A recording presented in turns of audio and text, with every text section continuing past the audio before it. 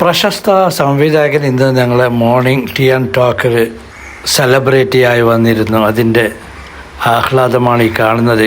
കൂടെ ഓരോ വിഭവങ്ങളുമായിട്ട് 2-3 ട്രിപ്പ് അടിക്കുന്നത് നിങ്ങൾക്ക് കാണാം. ഐറ്റംസ് ആണെങ്കിൽ തീപ്പൊരി ഐറ്റംസ്, അത് ഈ എക്സ്ട്രാ വേറെ ലെവലാണ്.